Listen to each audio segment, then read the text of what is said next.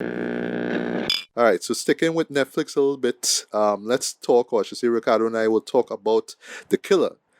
This Sure. is a show that I was eagerly anticipating from the moment I saw that first trailer, which I would say hands down is what is probably the best edited trailer I've seen all year. Though, just pure David Fincher, rapid cutting, building tension, the sound, the music, all that kind of stuff, right? And it shows up here in this movie itself, right? So I'll just do the preamble for this. Well, I'll just do like preamble and what the show's about, and then Ricardo, you could share your thoughts on it, right? So no. As I, like just the moment that I heard that David Fincher was working on a film called The Killer, right? Instantaneously I was thinking, oh, is it gonna be a remake of John Woo's The Killer? The Right. classic, classic movie, action film, Yeah. by the way. But Mm, no, it's not, right. It's actually based off of a French graphic novel series, right, of the same name, right. okay. And speaking of French now, it actually for me, especially in the opening sequence, yeah, it borrows from a classic French film by the name of Les Samurai, right. Great Yep. film, absolutely love it. And yeah, it is about this nameless hitman who just but he kind of adheres to a certain code. He's very he's pretty much an introvert, right? But yeah, he is skilled with a gun, and usual thing. He do a job, the job is botched, and he kind of Right. has to solve the problem, right? And you see how that affects his Right. psyche. That's pretty much what that Mm, is about, right? And yeah, you see that sort of show up in many Hitman shows over the decades since that movie was released, yep. right? Um, Case in point, Ghost Dog, The Way of the Samurai, Right. absolutely love that show, right? Forrest Whitaker's one of Forrest Whitaker's best performances here, right? Yeah. But yeah, again, this hitman Well, who I was goes by a thinking of code and all that stuff. yeah, I was thinking of like Golgo 13 or something like that. Yeah, boy. Yeah. Yeah, yeah. Shit like that. Yeah. OG anime, right? Go 13, right? Yeah. Yeah. So yeah, but yeah, but when you hear David Fincher and well, of course, Michael Fassbender, and this is like, all right, this could be something, right? I know Ricardo and I we've talked about this in the past, as with David Fincher never taking L's, like he always makes strong efforts not to take L's when it comes to his Yep. filmography, right? After Mm, what happened with Alien 3, is like, nah, every show that I put out had to be a hit, right? yeah. So yeah, even though we were mixed on Mank, right, which was Right. also released through Netflix, I still admire the effort, what he put into it, just trying to make this pure old school kind of classic, like really paying tribute to classic movies of the 40s, right? And yeah, it makes sense. It was about Orson Welles and the making of Citizen Kane, right? But yeah, just narrative wise, it just didn't go anywhere for me. It just felt like, Well, yeah. The thing with yeah, Mank, I the thing with kind of Mank, had to know all this stuff about the golden age of Hollywood, but right. because I don't know That's the problem enough, with it's Mank. just like, well, I don't know what's going on. I'm sorry, I don't It it, care. re- it relies on your knowledge of the scuttlebutt at the time, about like politics and who get hired and why, who wanted to do Orson Welles, all this little behind the scenes stuff that you kind of had to know ahead of time. It's pure Hollywood history stuff, which I didn't care about, and then that's what drag it down in humble opinion. Yeah. However, So my point is, right, like when it comes to a David Fincher film, you're gonna get top quality, right? From a technical perspective, right? Because yeah, he could direct the shit out of a movie, right? Even if it's something like Mank, right? He will go as far as just giving you great sound design, right? Which is the same thing I could say yeah, about this. And then of course, just relying on his boys, Trent Reznor and Atticus Ross, just come yeah. through with just a very effective score, right? I'm not sure if they work on Mank. I think they did, but not. I'll look it up and see for myself, right? But yeah, Right. but of course, he had to get the team to come through, right? But also another team player that he got, boy, for this boy was Andrew Kevin Walker, who is the screenwriter of Seven, right? Which is Right. easily one of Fincher's best films, right? Some people will say is his top, like, best thing he ever did. I It's kind probably of his have most it as popular film. like I kind of tie it with Fight Club. 'Cause I think both of them are Right. absolute masterpieces, right? But yeah, but long story short, though, what this movie is about, right? So it centers on, well, the killer, right? So of course he has no name, right? Played by Michael Fassbender, right? Um, he's in Paris. We meet Okay. him at this hotel room, and yeah, he's about to. He's planning a hit. Basically, he's just waiting, Yeah. waiting, biding his time, just waiting to pull off this hit, right? So of course, yeah, he have a contract. He had to kill this guy, so he's on the opposite side of the street. So he's in this hotel room while the target is in another hotel room on the other side of the street, right?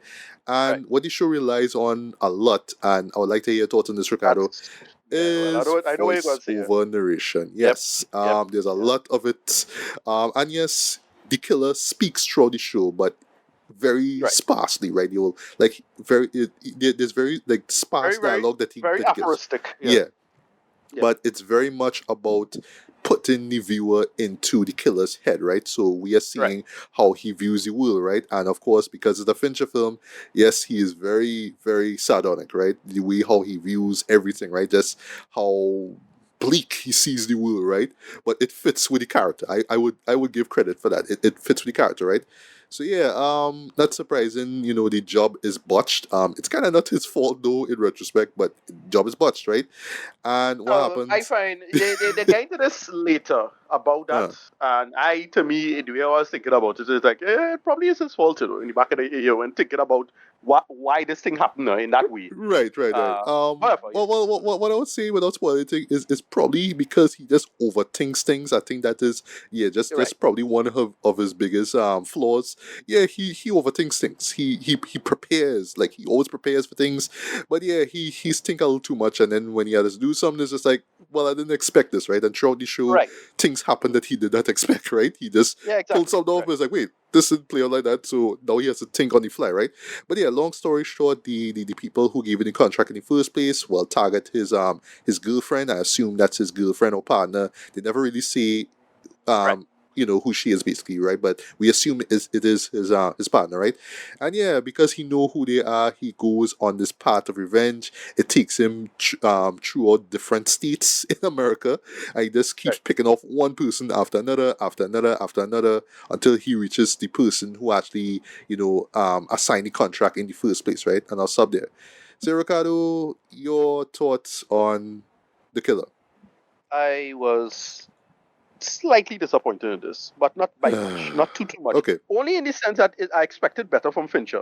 This didn't feel any better than say I was expecting something above this kind of material, especially knowing that it's a comic. I don't know it was a comic, uh, but I was thinking that yeah, it's not that much better than something on the level of the Equalizer to me, personal. Like I was just expecting it to be much more, and at parts, I was thinking, well, okay, it doing a kind of parody of the material. Because they do a couple things that is kind of weird. Like it was playing, like that is one section they was playing the theme song to Charmed. Well, it is a popular song at the time, but Yeah. like why that song? That's a weird call. And then No, they well, had like some real I'll like tell you why. I'll tell you why. I'll tell you why. Right. So, there's this running. I don't want to call it a gag, right? But it's just a piece of character development. So throughout the show, for whatever reason, the there's a lot killer of television, listens to the Smiths, this rock band, right? That's right, all he listens to. Everywhere he goes, he listens to that, right? And yeah, one of right, the songs that they perform, I forgot the name of the song itself, right? The name of it, right? But I do know that as the theme song to Charm, right? But I think the right, version that they play here is like the actual version that the right. one made for the show itself, right? But yeah, when I heard Okay, it too, I was like, yeah, that's the Charm song. Hey, okay, yeah. right. No, but there's a lot of television stuff because like one of his aliases is George Jefferson. I like why would you do that? And so I was wondering like if there's supposed to be like a kind of parody or kind of weird commentary on the material, like if you think about it. That's how I was feeling about it. Like why didn't they making some bizarre choices? And then the voiceover is such a like weird cliche because how much you use it now. It feel like I like they're making like Fincher making fun of the source material. What's going on here? And I don't know if the comic is about that. Like you see, the comic might be in the same vein as say what the boys is the superheroes or something like that now. So I didn't know if okay, that's the source material and that's what they're going for. So the first half of this wasn't working for me at all. It was like, oh, this it just feeling like a parody of the genre, right? But then it gets to a certain person. I don't know if you want me to spoil it. A certain actress. She Yeah, shows up. well, you say Right. the name. Well, you say the name. You Yeah, say the name. right. Right. So Tilda Swinton. Right. Tilda Swinton shows up in this. And that everything after that is great. Well, there's one section before that's pretty badass, so that's involved with the bodybuilders. That's kind of badass. But it also, but even that still felt like a part of the like you're wondering if they're making fun of the genre or if they're taking it seriously. And I'm looking at this and I can't take it seriously. No, I'm not sure because like something like the Equalizer. The Equalizer just is perfectly balanced it of whether or not I'm supposed to take that seriously or not, right? The nature of the genre. Like I don't take the Equalizer seriously at all. But I can understand if you may or if you may not. Like I just directly in the middle of that. But with this, I was more on the end of this is a parody of genre, and I don't know what Fincher was going for here. But I didn't hate it. I was still enjoying it for what it is. If I take it seriously, it works. But because it seems to like delves so heavily in the cliches, it was bothering the hell out of me. Like, why did you make this call and why you edit it like this and why you cut it like that? Like they have, like when they tell the this character is killed, but how she's killed? Like what? Why would you cut it there? That's such a weird like cut. Like they do something with with that. And I was like, what looking at here though? Like my brain was like not like trying to calculate in the back of my head. I suppose I was supposed to just like not think about it and just like enjoy it, maybe. But as it is, that just bugged me about it. It's not bad, but I felt it could have flowed better. And given the nature of Fincher with all his other material, I could take all the other material dead serious. Mindhunter, take it dead serious. All the other stuff, take it dead serious, right? But this, I couldn't take it seriously for some reason. I don't know if that was intentional. But as it is, it's okay. It's pretty good actually. Like I enjoyed for what it is. But yeah, go ahead now. All right. Well, I'll just let you all know, like what Ricardo just said there, right? I've seen some reviewers pretty much echo what you just said there, Ricardo, right? Yeah, And I can understand. I can understand, right? Yeah. So people will kind of watch this. I think the reason why I think is because, and I'll admit this, right? Even though I really, really, really enjoy the show, right? I would say I kind of flat out love it, right? Not as much as as I wanted to, but I still enjoyed it for what it is, right? Um, right, this is again, this is not reinventing the wheel as far as the hitman subgenre goes, right? And I think like Fincher knew this, right? So he just kind of playing it straight down the middle. Yes, this is exactly what it is. Like I make the joke on Facebook, Fincher stuck to the plan, right? So like I right, felt right, it right, was like right, that. It right, was just right, all right. What you're seeing here is exactly what it is. It is a hitman story, and the hitman is doing things that you've seen other hitman do before, and he is on yes, his path to revenge, and they kind of know how things are going to play out, especially in the end. Which, yeah, I mean, they do a little twisty thing here or there, kind of, you know what I mean? But right, it was either this or what you would expect it to be. That's all I was saying without spoiling anything, right? And that's it, right? So for me, because he just played it straight, I really enjoyed it though, right? But I yeah, imagine if you kind of think about like overthink it now, you'll be like, well, again, how serious should I take it though? Like, are you right. poking fun at the fact that yes, hitmen always supposed to act really callous and very, Well, show no that's the thing. remorse and Because these they kind of because they things, oversell you know? because they oversell the whole commentary voiceover stuff. That is what made it thing. But I was thinking, all right, well, no, he actually really pulling from the comic, and the comic just they did the word for the word thing. But to me, you just show don't tell. You don't have to tell every line, and so on and so forth. You get that's how I was Right. feeling about it. Well, So I don't know. here's well where I think Fincher was trying to do, right? So great thing that you bring up Mindhunter, right? So what I was Right, thinking, right? It's the Fight Club style of the voiceover narration, right? Where right, it's this cynical, like very, very, very cynical view of the world and well, why he does what he does, and just him buying into his own bullshit, right? But it's that, but right. it's That's how also I see it. right, Right, but it's also drawing from, and it's only the moment where I pick up on it though is after he pulls off a kill and what he does afterwards, right?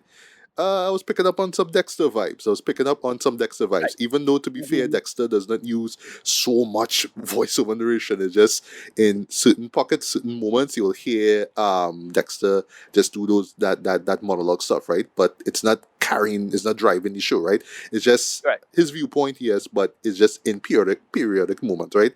But yeah, I was picking up on okay, it's Fight Club mixed with that now. So what I'm thinking is not just the Hitman thing, but more of like just a killer though. Just again, just like I would No, say bordering on psychotic and well, I was right. gonna No, say bordering on psychotic in a sense. Just the idea of right. yeah, I could kill this person in this way Well, and comparison. think about it and talk to myself about it just to act as if yeah, nothing wrong with that. I just doing that job. You know what I mean? Right. But no, No, something off the with you. comparison. yeah, the comparison to Fight Club was good. Uh, Because when they got to because they got to one scene and the scene seemed so like why he did what he did there just seemed so needless now. And I was like, oh right, I kind of know what's going on. This is with I forget the actor name. Is this guy who was in he's showing some Tom Cruise movies all the time. This black fella. let me pull up his Yeah. name. That He is was in Top Gun and he was in the last Mission Impossible. that's Alice Howard. Right, yeah. So that scene with him, I was like, oh, what happened at the end there, and then what happened to the person after? It's like, oh shit, this fella have no control though. Like he have no self control. And then with the voiceover stuff, that the only part I was like, all right, so is I supposed to take this like a Fight Club thing where you're not supposed to take it seriously, but take it seriously on another level of interpolation. Let us put it Yeah. like that. Also, Yeah. my mistake. It's Charles Parnell. Charles Parnell. That's his name. Sorry about that. Yeah. Or the actor, right, Yeah. no problem. And yeah, and it was just it was so strange to like call his call, and that is where the part of what to take seriously or not, no? Because it's like, oh, it's just nonsense. The person, he gassing up himself in a sense, no. Yeah. But he's still pretty good at what he does. Like it's not to say that he's a bullshitter. It's just his worldview is terrible. Mhm. It's that like Yeah. it's that same Fight Club kind of thing, no. Yeah, to me, I feel that is what Fincher was tapping into. That's why Right, he so it's the used commentary narration. aspect Yeah. of it. Exactly. Yeah, the commentary aspect of the killer aspect. Okay, Yeah. I mean, so that's where my mind was, I suppose. Right. With it now. But I said, Fincher's he's a filmmaker. I'll almost always give the benefit of the doubt too. Mhm. So it's like I know it's not a thing in that sense now. So yeah, okay. Yeah, Maybe- all right. So, yeah, all right. but I will admit though he does rely on it way too much, though. A little too much That's in the my thing. It's not opinion, too right? much voiceover. Yes, Yeah, yeah. like between moments I understand that, like when he's about to do a job or when he's about to do a kill, I can understand that though. But it just sort of seems like, even if he's just driving from place to place, we have to hear his Yeah. his view on the world and all that kind of stuff. So it's he kinda over relies on it too much. He kinda over relies on it, sir, right? Um yeah, but that being said, though, because it's just a straightforward hitman film, yeah, I thoroughly enjoyed it. Though, it just like one comparison, one point that some people make about the show, it's almost like just the show itself kind of being a commentary on how David Fincher approaches his films, right? Approaches Right. his oh gosh, his projects now, meticulous, Right. like he himself is kind of overthinking, all right, I have to do this, I have to do it, so okay, this is the right way, so like the way how the killer moves is almost like how David Fincher, selects his shots and what he wants to show the viewer, right? So case in point with Tilda Swinton, the decision he make, right? You may not like Yeah. it, but it's like, this is what you want to do, right? So it's a weird, it's weird, right? But I can understand where he's coming from with that, right? And the narrative just does justify his worldview. But Yes. how I kind of read the whole thing is that that's the kind of worldview you have to have. This is the life you have to have. That's how I kind of read the scenario. Yeah. Like that because like the part with Tilda, well, quote unquote, how she dies. You see something after. It's like, all right, well, yeah, he made the right call there. Like, is it you understand why? And then they had a specific line right after that. I was like, okay, yeah. So does it validate his worldview? Yes, it does. Hmm. If you're a psychopath, if you're a killer. Yes, correct? So yes, it yes. works. So it feeds onto itself, and I get what you're going for now. So in that sense, yeah, go ahead. And again, just bringing up psychopath, because in a way, when you really talk about it, he is a psychopath, right? But he is Right. just, just a different mind state, pretty much, right? It's a job thing, but you make it personal. So yeah, I'd be brutal towards you, right? Michael Fassbender, though, he is the killer, though. He just Yeah. fits into this role oh so well, though. Even when he's doing the model, the voiceover narration, he fits into that role perfectly, right? And just because he has this lean look, though, yeah, what I mean, he just has that physicality, down to a T, right? And that way leads to what we'll see without spoiling anything, though. One of the best and most brutal fight scenes you will see in a movie Right. all year. That Oh, yeah. the entirety of that is so badass, though. It's almost like he's channeling Fight Club in a sense, what I mean, like that, right? Yeah. But it's just done so well, though. I didn't know that Fincher had it in him to do great fight scenes, right? I can't remember if he did something like that in Girl with the Dragon Tattoo, but then again, I haven't seen that show in a Yeah, long while. I had one really good scene in it. With the which one? By the bed. Yeah. All right, bed. yes, You yeah, know that one, yeah. yeah.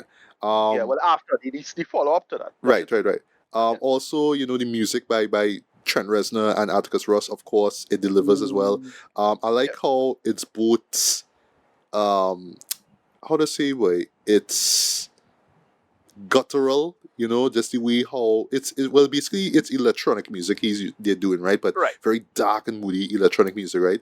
But it just has this sort of guttural sense to it too, like almost like the way how he's like viewing like when he's about to do a job, like just like how the beats themselves always sound like, like like heartbeats in a sense, right? Like him just sort of like, like getting tense before he does the job, sorry, right? Right. Also, I thought that the sound design for this was fantastic, right? Just Yes, the I way thought it was how, yeah, notable, like stuff like doors opening and things. But yeah, again, Fincher's always knocks Fincher out the park with always that. does that, right?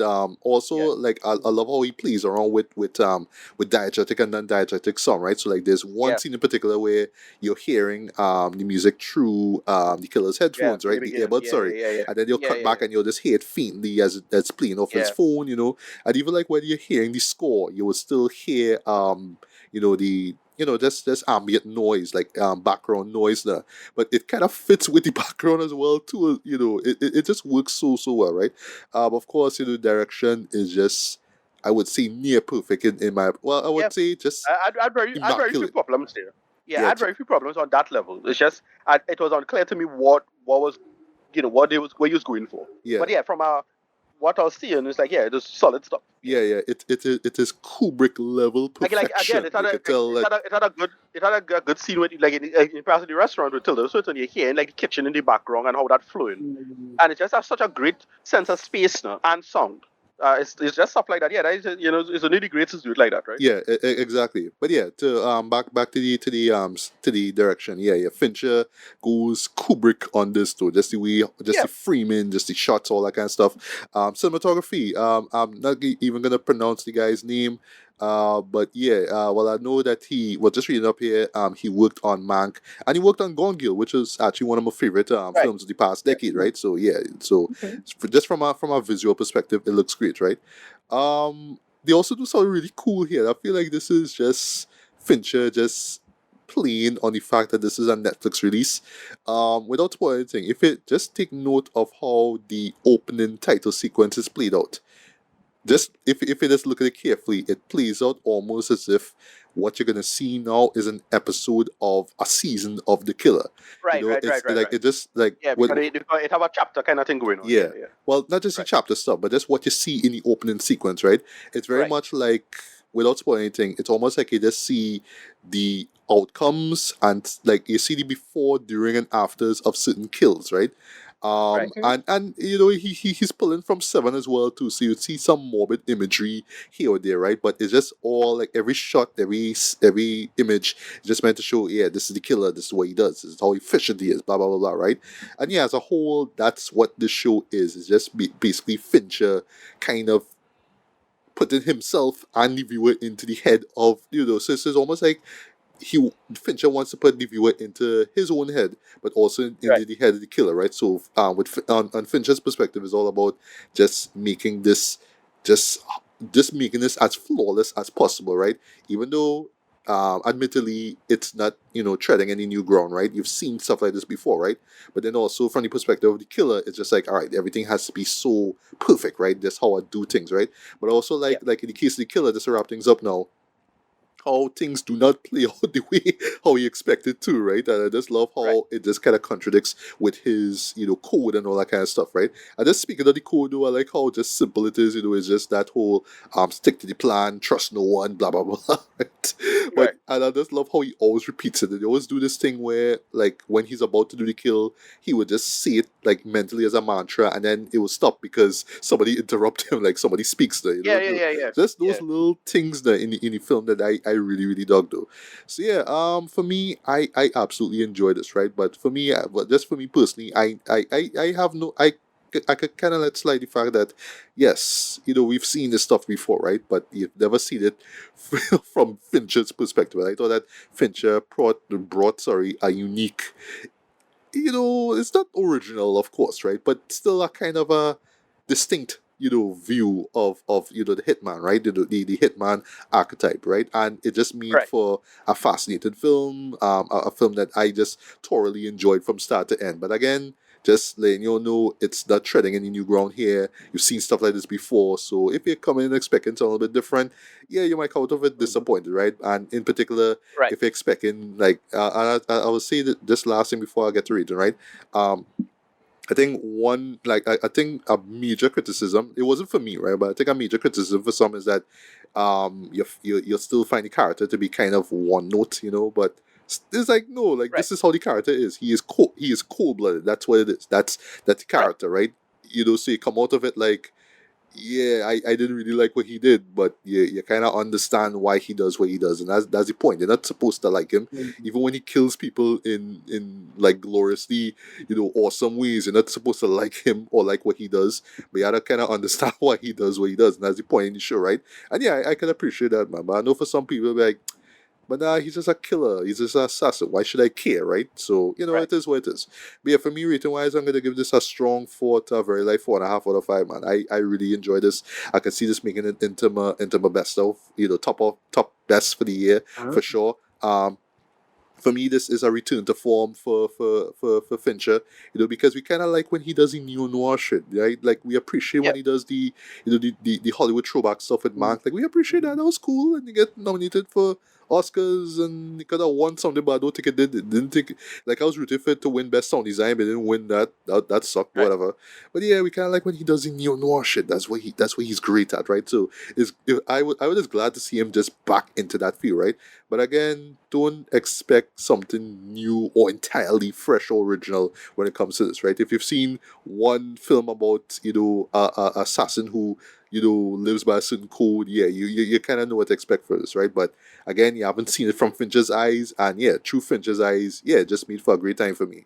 So yeah, Ricardo, your final thoughts on it? Yeah. Yeah. It works. It works as I say. The comparison to Fight Club is how you should probably think about this. That's how I was thinking about it in that sense. And yeah, you could see it as that kind of conceit, as it works on its own as an action, but it works as commentary on the mindset and the worldview and so on and so forth. And I don't know how to compare this, but it kind of is like maybe like something like a Nightcrawler or something like that. Like, you have to think about it as Oh, just great point. this comparison to these kind of malevolent figures that just self-justify their own existence and so on and so forth, right? And it works in that sense. Once you think about it like that, it's mostly fine actually. I had very few problems with it in that way. But it was a little, for lack of a better term, tonally confused in that way. It was a little discordant. But I suppose I had to line up. If I give it a rewatch, I'll probably say no, no, no. This makes more sense in retrospect or something like that. So as is, a 7 out of 10. 7.5. It in between 7 and 8, closer to the 7, dude. I'll see. So I dug it, but I felt it could have lined up a little better and have it flow a little better for me. 'Cause I wasn't into it as much as I can. But I'm sure if I give it a rewatch, it'll probably improve in my head. Given that we have this discussion as this. So yeah, that's media. Yeah, and I'll close with this before we move on. Yeah, I mean, the criticism that I've seen of this show, though, I think are totally justified in my opinion. Right. Yeah, I don't think that a lot of people will enjoy it from the first view or even from the second view, right? But for me, I totally Right. understand where you coming from, Ricardo. I totally understand why some people may not like it. Again, it just kind of boils down to the character and what Finch is trying to say through this character, right? But still, for what it is, it still entertains nonetheless, right? So I guess at the end of the day, it's just one of those shows. You just kind of go in and you kind of take out from it what you take out from it, right? It's kind of like that. But I would still say, just wholeheartedly, yeah. Definitely check it out, man. It's on Netflix right now. You have no excuse. I know that it was released theatrically in like a few cinemas. Um, Okay. Small yeah, limited yeah, small release. limited release. I probably would have been disappointed if I saw it theatrically, to be honest. Right. But because of the been there, seen that kind of thing, right? But because I saw it home and it was Fincher doing his thing, yeah, I enjoyed it. Just seeing it in the comfort of my home, right? But yeah, I mean, again, it's on Netflix right now, so yeah, definitely check it out, man.